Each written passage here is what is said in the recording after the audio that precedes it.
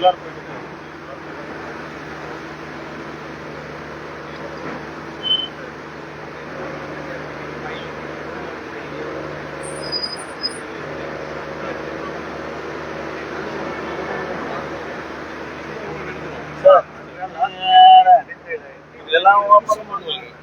பக்கம் bridge Murugan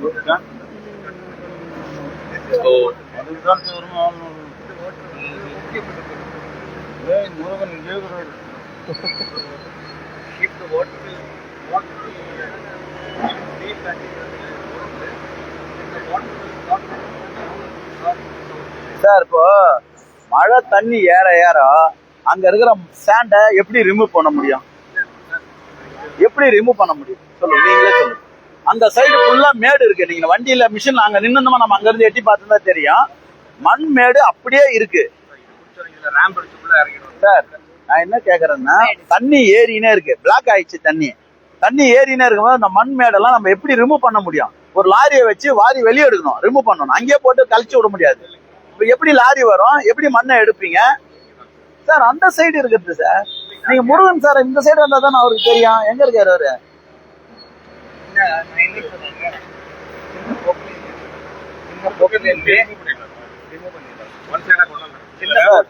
sir நான் பிராக்டிகலா பேசுறேன். நீங்க எதை நான் பிராக்டிகலா பேசினாலும் நீங்க சயின்டிபிக்கா என்ன மாத்திடுறீங்க, என்ன குழப்பி விட்டுறீங்க. நான் இல்ல சார், நான் என்ன சொல்றேன்னா, இது ஒரு சாதாரண வேலை சார். இது ஒரு சாதாரண வேலை. பிரிட்ஜ் கட்டிட்டோம், ஓபன் பண்ணிட்டோம், சொன்ன டைமுக்கு ஓபன் பண்ணிட்டோம். டெப்டி சிஎம் வந்து பார்த்தாரு, நீங்க சொன்ன குறிப்பிட்ட டைம்ல ஓபன் பண்றீங்க, ஓபன் பண்ணிட்டீங்க. தண்ணி போறதுக்காக தான் இந்த பிரிட்ஜ் அர்ஜென்ட் பண்ணணும். அப்ப நீங்க ஓபன் பண்றது முன்ன இது எல்லா தண்ணியும் ஓபன் பண்ணணும். இதை இப்பதான் நீங்க வந்து ஜேசிபி வச்சு வேலை பார்த்துருக்கீங்க. அதுதான் இப்ப எம்பி அக்கா கேக்குறாங்க. அதே போல அந்த மண்மேடு ஃபுல்லா எல்லாத்தையும் ஓபன் பண்ணணும். கிட்டத்தட்ட 10, 20, 30 லாரி லோடு மண் இருக்குது. அதுல அந்த மண்ணை எல்லாத்தையும் எப்படி வெளியே எடுக்க முடியும்? நீங்க என்ன செய்வீங்கப்ப, அப்படியே தள்ளி விட்டுட்டீங்கன்னா மொத்தம் வந்து பிளாக் ஆயிடுச்சு. இது வந்து சீரியஸான இடம். ஒட்டுமொத்த ஏரியாவும் இது வழியா தான் தண்ணி வெளியே போனோம். இது ஒரே ஒரு கால்வாய் தான் இப்ப நீங்க ஓபன் பண்றீங்க. இப்ப இந்த கால்வாய் எங்க பண்றது, அடுத்த கால்வாய் எப்படி ஓபன் பண்றது, எப்ப பண்ணுவோம், எப்படி தண்ணி நிக்கும், எப்படி பத்தம்? ஏற்கனவே ஆல்ரெடி இருக்கிற கால்வாயே பத்தலன்னா இந்த பிரிட்ஜ் போடுறோம். நீங்க இருக்கிற வெண்ட் எல்லாம் கட் பண்ணிட்டு ஒரே ஒரு வெண்ட் ஓபன் பண்றீங்க. எப்படி பத்தம்? ஒட்டுமொத்த ஏரியாவும் சித்தாலப்பாவும் ஒட்டுமொத்த தண்ணி இது வழியா தான் சார் போனோம். இத்தனை வெண்ட் இருக்கு, அத்தனை வெண்ட்ல நீ ஒரே ஒரு வெண்ட் தான் ஓபன் பண்றீங்க. முருகன் சார் எங்க, அவருக்கு தானே தெரியும். ஃபீல்டு எங்க இருந்தாரு? எங்க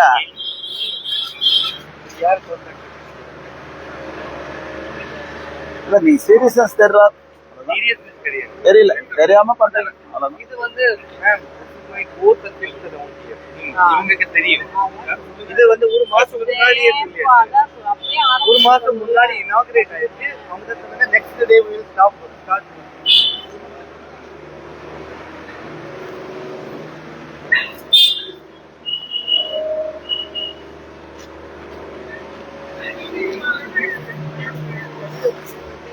இவங்க பைல் போடுறதுலதான் பைல் போடணும்ன்ற அந்த மைண்ட் செட்லயே இருக்காங்க. பைல் போட்டு அந்த ஓரம் பைல் போட்டா தப்பு இல்லக்கா. இது எல்லாத்தையும் உடைக்கணுங்க. உடைச்சிட்டு அப்புறம் தண்ணியை ட்ரை பண்ணிட்டு அப்புறம் பைல கீழே இறக்கி போடலாம். அட்லீஸ்ட் வந்து இங்க இந்த பில்லர் இருந்து சார் நீங்க அக்கா, நீங்க ஐவேஸ் செக்ரட்டரி, ஐவேஸ் இவங்கெல்லாம் நீங்க தகவல் கொடுத்துருங்க. இது சீரியஸான மேட்ரு. இது வந்து இது மாதிரி இவங்க சின்ன ஜேசிபி வச்சு வேலை பார்த்தாங்கலாம் முடியாது. அட்டன் டைம்ல இது எல்லா ஸ்ட்ரெச்சும் ஓபன் பண்ணாங்க.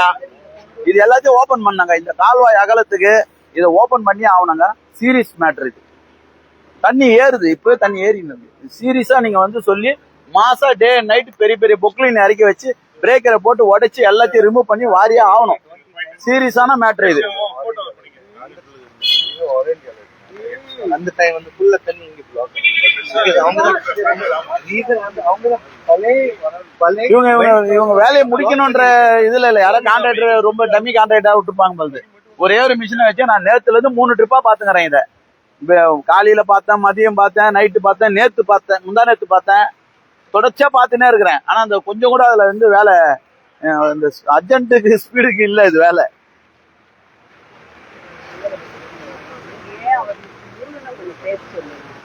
இங்க இருந்தாரா? இப்போ இங்க இருந்தாரா சாரு? சார் உங்ககிட்ட மிஷின் இல்லைன்னா சொல்லுங்க, என் மிஷின் நான் அனுப்புறேன், நீங்க எனக்கு காசெல்லாம் தர தேவையில்ல. இது சீரியஸ் மேட்ரு, இதுக்கு மேல என்னால சொல்ல முடியாது. என்கிட்ட நான் 5 மிஷின் ஒன்னா அனுப்புறேன், 10 மிஷின் ஒன்னா அனுப்புறேன், என் மிஷினே அனுப்புறேன், ஒட்சி எடுக்கலாம். எனக்கு நீங்க காசெல்லாம் கொடுக்கவே தேவையில்லை. அதுக்கப்புறம் நீங்க பாத்துங்க. அதுக்கப்புறம் எனக்கு தெரியல, இது நீங்க இவ்வளவு சீரியஸ்னஸ் இல்லாம இருந்தீங்கன்னா பாராளுமன்ற உறுப்பினர் அதுக்காக தான் வந்து பாக்குறாங்க. இவ்வளவு தூரம் புகார் போவேதான்.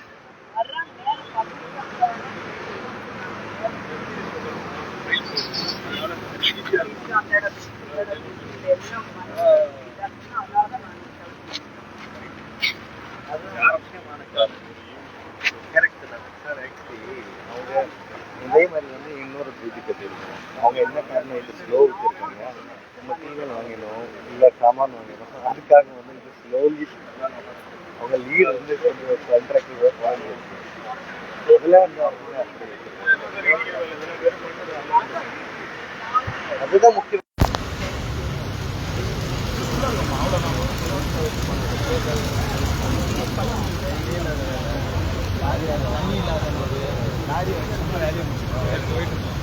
லாரியிலே லோடு போட்டு ஒரே நைட்ல முடிச்சிருப்பாங்க சார். லாரி பேங்க்ல வர வச்சு அப்படியே லோட மாறி போயிட்டு ஒரே இதுல எடுத்தாங்களா கம்ப்ளீட் பண்ணணும்ல சார். இது எல்லா இடத்துலயுமே நம்ம அந்த 17 கல்வெட்டு இருக்கு சார் பள்ளிக்கரணையில் ஹைவேஸ்ல, நம்ம துறைப்பாக்கம் ரேடியல் ரோடு சார். இதே பிரச்சனை தான் சார். இந்த பிரிட்ஜ் கட்டும் போது இந்த மண் மேடுங்களை அப்படியே விட்டுட்டு அப்படியே விட்டு போயிட்டாங்க சார். அதுக்கப்புறம் அதை பார்த்து அதுக்கப்புறம் ஒரு 2-3 இதுல நம்ம ஹைவேஸ் தான் பண்ணாங்க.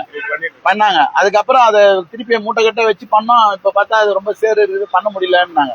2-3 இதே போல இருந்தது மண், எல்லாத்தையும் சின்ன மிஷின் அனுப்பி கிளீனா எடுத்தாங்க.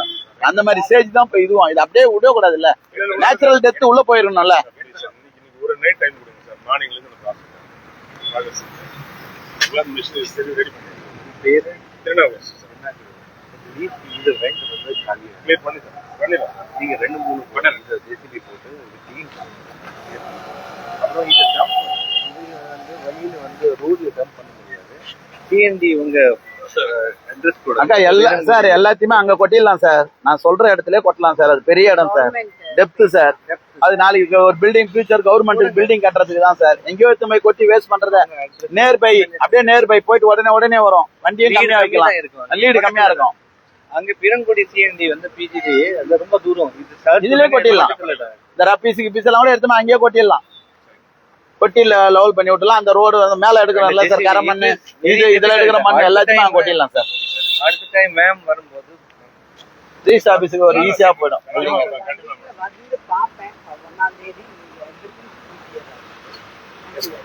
வந்து அந்த வெண்ட் வந்து பள்ளிக்கரணை யார் சார் நீங்க எல்லாம் பாக்குறீங்க? பள்ளிக்கரணை அங்க என்ன பண்ணும்?